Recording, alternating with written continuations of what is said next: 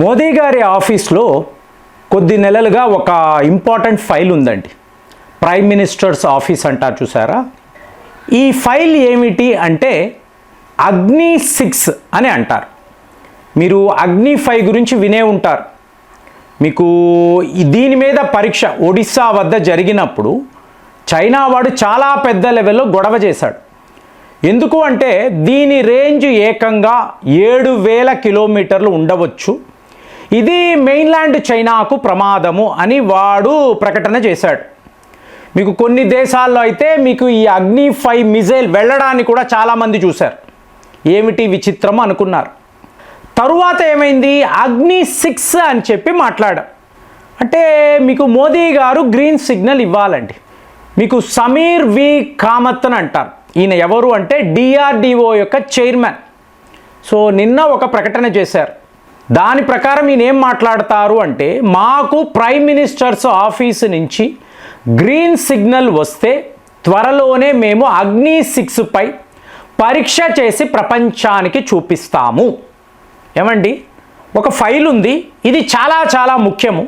అలాంటిది మోదీ గారు ఎందుకు పెండింగ్లో పెడుతున్నారు? ఇవాళ డిఫెన్స్ రంగంలో అందరూ మాట్లాడే విషయం ఇది.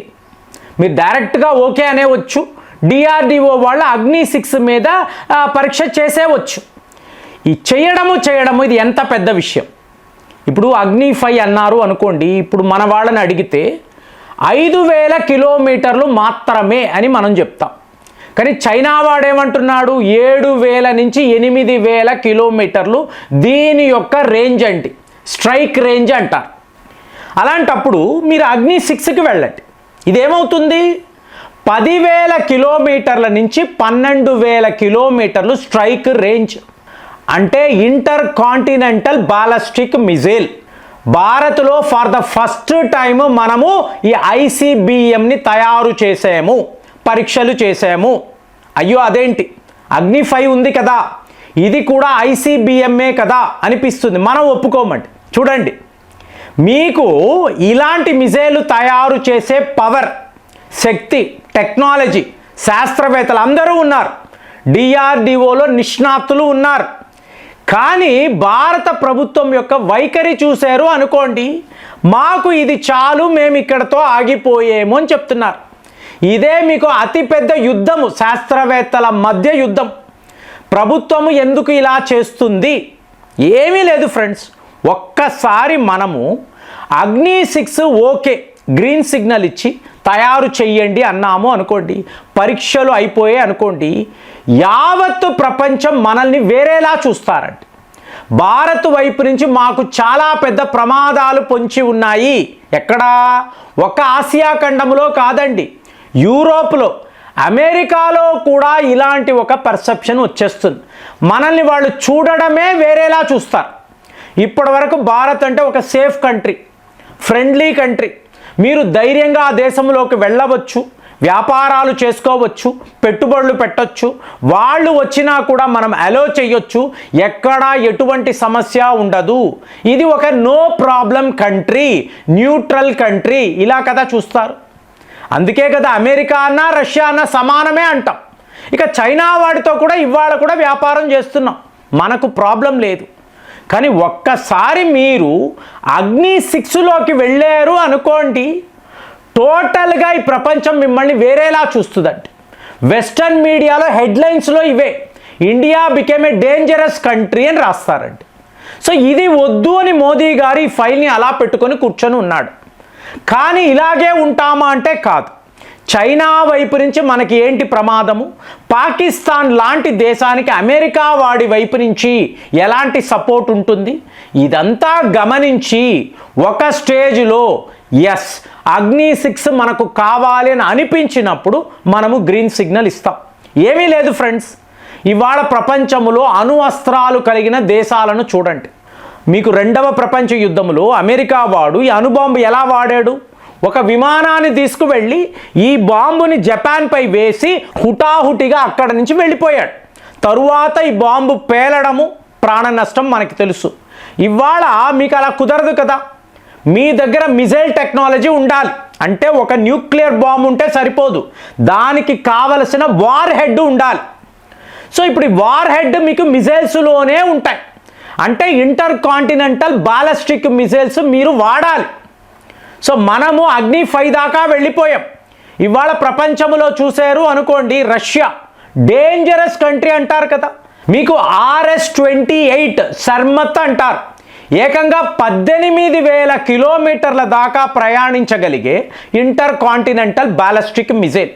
అలాగే R-36 అంటారండి. ఆర్ అంటే రష్యా, R-36 ఇది మీకు 16,000 కిలోమీటర్లు. తరువాత మీకు అమెరికా వాడు మినిట్స్ మ్యాన్ అంటారు. ఇది కూడా ఆల్మోస్ట్ 15,000 కిలోమీటర్స్ వెళ్ళగలిగే ICBM. ఇక మూడవ దేశము చైనా, DF సిరీస్ అంటారు కదా. DF సిరీస్లో 61 తీసుకున్నారు అనుకోండి, ఏకంగా ఇది కూడా మీకు 15,000 కిలోమీటర్స్ DF-61 అంటారు. అలాగే వాళ్ళ దగ్గర DF-31 కూడా ఉంది. 3 దేశాలు అయిపోయాయి కదా. ఇక 4వ దేశము నార్త్ కొరియా. సో వీళ్ళ వద్ద అణువస్త్రాలు ఉన్నాయి, అలాగే ఇంటర్ కాంటినెంటల్ బాలిస్టిక్ మిజైల్ కూడా ఉండడం. కాబట్టే ఇరాన్ తరువాత అమెరికా నార్త్ కొరియాను టార్గెట్ చేస్తుంది. ఇది వీళ్ళ లెక్క. ఎందుకు? వీళ్ళ వద్ద అణువస్త్రాలు ఉన్నాయి, అలాగే లాంగ్ రేంజ్ స్ట్రైక్ మిజైల్స్ ICBMలు ఉంటాయి. రేపు అమెరికాకు ఇది ప్రమాదము. సో ఇలా మీకు 4 దేశాలు. ఇంకొక దేశము ఎవరు అంటే భారత్ అని అంటారు. ఎందుకంటే అగ్ని 5 ఉంది కదా, మీకు ఏకంగా 7,000 కిలోమీటర్స్ అని రాస్తున్నారు. మనం ఒప్పుకోము, మా దగ్గర ICBM లేదు అంటాం. మేము మంచి దేశము, ఇలా ఇంకొకరికి ప్రమాదముగా మేము మారము. ఒకవేళ పాకిస్తాన్తో యుద్ధం, పొరుగు దేశం, మాకు ఎంతసేపు, చైనాతో అన్నారా అప్పుడు ఆలోచిస్తాం. అందుకే అగ్ని 5 దాకా వచ్చాం. సో మళ్ళీ ఇజ్రాయెల్. సో ఇజ్రాయెల్ వద్ద కూడా 11,000 కిలోమీటర్లు ప్రయాణించగలిగే ICBM. అంటే మొత్తము 5 దేశాలు, కానీ ప్రపంచం ఏమంటుంది 6 దేశాలు అంటున్నారు. మనము అంటే మన దగ్గర అలాంటి టెక్నాలజీ ఉండి కూడా మనం ఒప్పుకోవడం లేదు. ఇదే ఇందులో విచిత్రం. ఏమవుతుందండి, ఇప్పుడు మనము కూడా పరీక్ష చేసాము, ఎస్ మన వద్ద ఉంది అని అన్నాము అనుకోండి, ఏమవుతుంది మీరు చూడాలి. ఆసియా ఖండములో మనకు 2 శత్రువులు కదా, చైనా, పాకిస్తాన్. సో వీళ్ళ ఇద్దరిని న్యూట్రలైజ్ చేయడానికి మీ వద్ద అగ్ని 5 ఉంది, ఓకేనా. ఇప్పుడు అగ్ని 6 వచ్చేసింది. మీరు టక పరీక్షలు చేసేసారు. DRDO ప్రపంచానికి చెప్పింది, మా వద్ద అగ్ని 6 ఉంది. 10,000 నుంచి 12,000 కిలోమీటర్లు స్ట్రైక్ రేంజ్లో ఉండే ICBM ఇది అన్నాము అనుకోండి, ఏమవుతుందండి, టోటల్ రష్యా మన రేంజ్లోకి వచ్చేస్తుంది. టోటల్ చైనా ఆల్రెడీ ఉంది. మీరు ఏకంగా అమెరికా దాకా వెళ్ళిపోవచ్చు. రేపు 3వ ప్రపంచ యుద్ధము అన్నారు, అమెరికాతోనే మన ఎనిమిటీ శత్రుత్వం అనుకోండి. ఇక్కడ నుంచి మనం ICBMలు వాడి అమెరికా మీద కూడా దాడులు చెయ్యవచ్చు. యూరోప్లో UK అనండి, ఫ్రాన్స్ అనండి, ఈ దేశాలంతా మన రేంజ్లో ఉంటాయండి. కెనడా దాకా కూడా మన ICBMలు వెళ్ళగలం. అంటే ప్రపంచమే మన రేంజ్లో ఉంటుంది, స్ట్రైక్ రేంజ్. ఇది ఎంత డేంజరో చూడండి. సో భారత్ ఒక ప్రమాదకరమైన దేశం. మరి దీనికి ఆల్టర్నేటివ్ ఏమిటి? మనం ఒప్పుకోవడం లేదు కదా, మోదీ గారు ఒప్పుకోవడం లేదు, DRDO వాళ్ళేమో కావాలి అంటున్నారు. మన థియరీ ఏమిటి అంటే, నా వద్ద బ్రహ్మోస్ లాంటి అస్త్రం ఉన్నప్పుడు చైనానో పాకిస్తానో నాతో యుద్ధము చేయడానికి 100 సార్లు ఆలోచిస్తారు. ఎందుకు? బ్రహ్మోస్లో మనము ఇలాగ వార్ హెడ్ను మోహరించవచ్చు. చైనా వాడి అంచనా ఏమిటి? ఒక 10,000 బ్రహ్మోసులు భారత్ వద్ద ఉన్నాయి. ఇంత ఉన్నప్పుడు, ఇంత పవర్ ఉన్నప్పుడు మీకు అగ్ని 6 ఎందుకు?